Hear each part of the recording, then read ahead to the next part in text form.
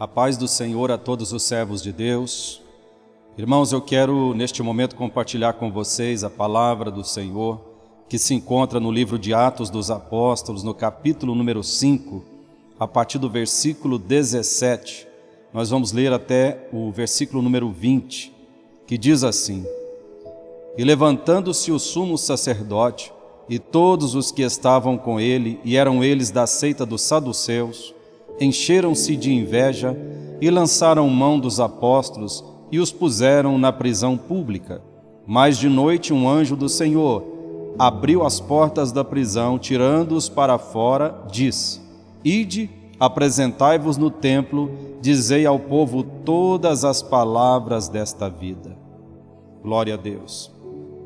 Irmãos, sabemos muito bem que uma tática muito usada pelo inimigo das nossas almas é aprisionar os servos de Deus. Primeiro, para calá-los e impedi-los de fazer a obra de Deus. Mas nós sabemos também que o inimigo ele quer lançar na prisão no sentido de roubar a alegria, de roubar a paz, a realização dos filhos de Deus. Em muitos lugares nós sabemos que ainda se usa esse tipo de prisão que lemos aqui.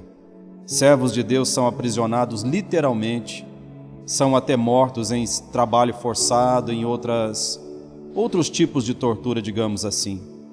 Mas vamos pensar que, como na nossa nação não existe esse tipo de prisão, existe algum tipo de prisão também que não prende o físico, mas que acalma aprisionando a alma. Nós não podemos, claro, atribuir tudo ao inimigo das nossas almas. Não podemos espiritualizar tudo o que acontece. Sabemos que nós erramos, pessoas à nossa volta erram também, e muitas vezes somos atingidos no meio desta situação. Mas nós sabemos que a Bíblia diz que o mundo jaz no maligno. E tudo aquilo que ele pode usar como arma contra as nossas vidas, contra a igreja do Senhor, ele vai usar. Então tudo que ele puder fazer para nos aprisionar, com certeza ele vai tentar fazer. Eu vou dar um exemplo de prisão que existe no mundo. Existem muitas pessoas com complexo de inferioridade, por motivos vários. Muitas vezes a pessoa se julga pequeno, ele se julga, muitas vezes assim, muito mal. Existe uma autoestima muito baixa por causa da aparência física, nível social, intelectual e outro tipo de situação. Mas nós devemos pensar o seguinte, irmãos, que nós fomos chamados pelo Senhor para servir. Nós temos em nós o Espírito de Deus e todos nós fomos feitos à imagem e semelhança de Deus. Eu creio que praticamente ninguém no mundo se acha perfeito. Eu creio que se for perguntar individualmente, cada pessoa vai dizer que se pudesse mudaria alguma coisa no seu corpo. Mas o que temos que pensar é que perfeição só irá ser uma realidade na nossa vida quando o Senhor Jesus nos buscar, quando nós tivermos um corpo glorificado.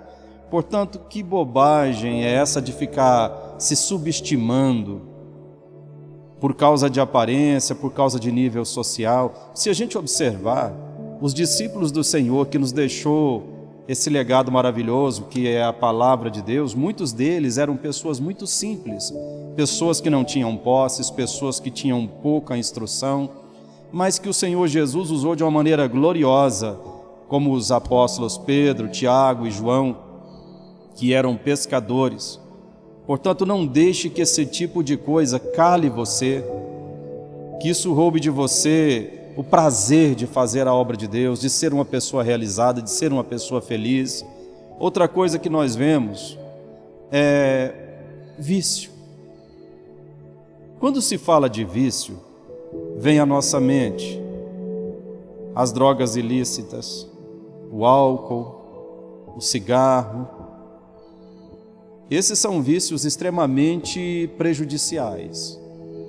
Não só a pessoa, mas aqueles que estão à sua volta. São vícios que muitas vezes adoecem o corpo, outros adoecem mais que o corpo, porque a pessoa fica intelectualmente prejudicado. E geralmente os vícios da droga, do álcool, ele causa sofrimento à família, às pessoas que estão à volta. E claro que nós vamos pensar também que existem vícios diferentes além daqueles vícios do álcool, da droga, do cigarro. Sabemos que hoje em dia tem pessoas que estão extremamente viciadas aí nas redes sociais, na internet, pessoas que já não conseguem estudar direito, às vezes não têm uma boa convivência com a família, e outros vícios que sabemos que existem. Muitas vezes são vícios que nem aparecem, mas que acaba causando uma certa prisão e trazendo infelicidade. O vício do pecado propriamente dito. Tem pessoas que, por mais que saibam que aquele ato que ele pratica é pecado, ele não consegue se desvencilhar dele. Está sempre recaindo no mesmo erro. Sabendo que é errado, ele continua praticando. Então vai observando que são várias as prisões. E ainda existem aqueles que vivem presos ao passado, que não conseguem ser felizes, mas não conseguem se desvencilhar do passado. Irmãos, a gente costuma ouvir muitos tipos de ditados populares. Por exemplo, águas passadas não movem moinho. Outros dizem, o que vive de passado é museu. Eu sei que às vezes é uma brincadeira e é fácil de falar, porém nós sabemos que não é fácil se libertar desse tipo de prisão. Mas nós sabemos que quando Deus age na nossa vida, seja qual for a prisão, Ele é poderoso para nos libertar. Ainda vejo pessoas que têm uma timidez tão excessiva que eu já ouvi de servos de Deus. Tenho muita vontade de dar um testemunho, de contar para a igreja aquilo que Deus fez, mas eu não consigo. Um dia eu ouvi uma pessoa dizer que só de pensar em dar um testemunho diante da igreja ele já passava mal. Só de pensar ele já ficava com taquicardia, a respiração acelerava e não conseguia falar. Mas a verdade é que quando nós colocamos as nossas dificuldades diante de Deus, o Senhor age na nossa vida. O Senhor liberta. Eu não sei que tipo de prisão muitas vezes você se encontra. Muitas vezes resmoendo um passado amargo ou recaindo num vício. Uma coisa eu quero dizer para você: ser livre dessa prisão depende mais de você do que qualquer outra pessoa. Porque muitas vezes a pessoa se acomoda. Já tentei, já lutei, não consigo. Vou parar de me esforçar, vou me aquietar do jeito que está. Então fica imaginando, irmão, como aquele prisioneiro que está numa cela escura, que se acomoda num cantinho da cela, que se senta no chão, que abraça com os joelhos e fica ali sem nenhuma reação. Esse tipo de pessoa, ele vai ser livre? Mas eu quero dizer para você que se alguma coisa está te aprisionando, se alguma coisa está entristecendo o seu coração, se está roubando de você a alegria, se está roubando de você o prazer de viver, de fazer a obra de Deus, de realizar, eu quero te convidar para você se levantar e clamar pelo Senhor, porque nós sabemos que nós não podemos evitar a dor na nossa vida. Às vezes acontecem situações que nos machucam, que nos entristecem. Está muitas vezes fora do nosso controle. Porém, nós podemos evitar a alegria se nós nos apegarmos a esse tipo de situação e deixarmos de lutar e de buscar no Senhor a nossa liberdade. Eu te convido a se levantar e clamar pelo Senhor, porque lá no Evangelho de João, no capítulo 8, e no versículo número 36, está escrito assim: se, pois, o Filho vos libertar, verdadeiramente sereis livres. Olha, eu vou repetir: se, pois, o Filho vos libertar, verdadeiramente sereis livres. Quem é o Filho? É o Senhor Jesus, o Filho de Deus. Então nós entendemos que quando o Senhor ele faz uma obra na nossa vida, Ele a faz por completo. Eu posso falar por mim que tomei este versículo aqui como um texto áureo para a minha vida. Quando eu me converti, havia algumas situações na minha vida que me pareciam muito difíceis de me livrar delas. Mas todos os dias eu falava para mim mesmo este versículo. Porque Jesus, Ele não faz a obra pela metade. O Senhor, quando Ele opera na nossa vida, Ele opera verdadeiramente. Eu vejo muitas pessoas lutando com as suas dificuldades e recaindo nos erros, recaindo no vício, recaindo na tristeza. É porque não entendeu que quem pode realmente libertar é Jesus. Recorra a Ele e confie nele. Fale com Ele. Trate-se com Jesus, vá para o joelho, fala, abre o seu coração para Ele. Fala para Ele das suas fraquezas, fala para Ele das suas dificuldades e creia que Ele vai agir na sua vida. Porque Ele promete na sua palavra libertar. Ele promete. A Bíblia diz ainda: conhecereis a verdade e a verdade vos libertará. Jesus, Ele é a verdade. Ele mesmo disse: eu sou o caminho, a verdade e a vida. E ninguém vem ao Pai a não ser por mim. Ainda quero citar para você que me ouve agora, Evangelho de João, capítulo número 10, a parte B do versículo 10, quando o Senhor disse assim: eu vim para que tenham vida e a tenham com abundância.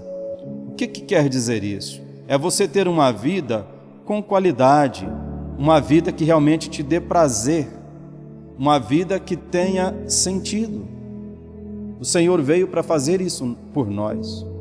Portanto, meu irmão, em nome de Jesus, não se acomode a prisões, não se acomode à vontade do nosso adversário.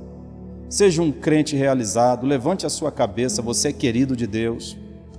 Jesus morreu por você, morreu para te dar a vida eterna e com certeza o Senhor tem um projeto maravilhoso na sua vida.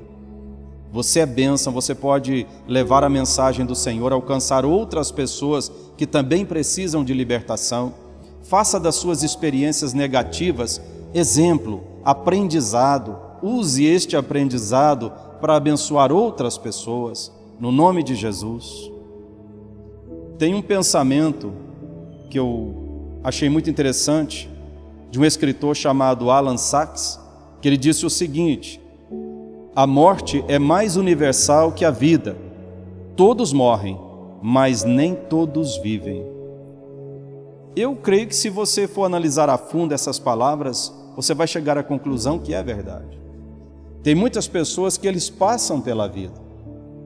Eles existem, mas não vivem. Viver é algo diferente. É fazer a nossa existência valer a pena. Viver, eu gosto de dizer que nós passamos pela vida terrena e nós precisamos deixar aqui o nosso carimbo. Nós precisamos deixar uma história. Nós precisamos deixar coisas boas. Vidas que foram tocadas pelo Senhor através de nós, vidas que foram curadas, vidas que foram abençoadas, nós devemos deixar uma história. E Deus, com certeza, quer escrever uma história maravilhosa da sua vida. Deus tem algo glorioso para fazer em você e através de você, que a sua vida possa valer a pena, que você não apenas exista, mas que você viva, que você não fique preso a nenhum desses problemas que eu citei aqui, ou outro qualquer que seja, mas que o Senhor te abençoe, te dê liberdade, alegria de viver, que a vida não seja um fardo para você. A gente ouve pessoas dizer que a vida é um fardo que infelizmente tem que carregar. Não, eu digo que a vida não é um fardo, eu digo que a vida é uma bênção, porque existe algo glorioso lá nos céus, e esse algo glorioso, essa vida perfeita, ela é alcançada aqui, é através da nossa vida terrena que nós alcançamos a eterna, é através das nossas escolhas, do nosso trabalho, de tudo que fazemos para Deus. Portanto, a vida terrena, ela é uma grande oportunidade, é um grande aprendizado, é onde nós podemos fazer para Deus e para o nosso semelhante, para o nosso próximo. Que Deus possa te abençoar e escrever para você uma história maravilhosa de vida.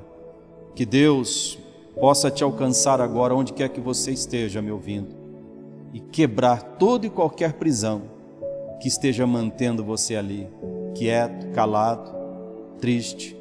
No nome de Jesus, eu quero orar para que Deus te abençoe e transforme esta situação.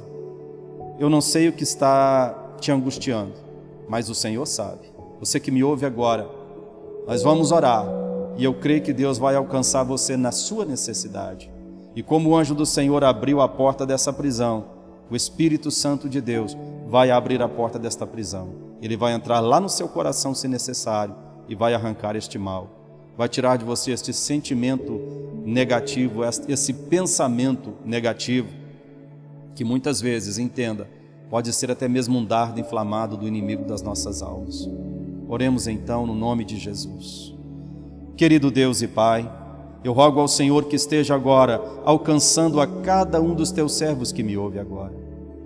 O que está, Deus, aprisionando estas almas? São angústias, tristezas, Pai.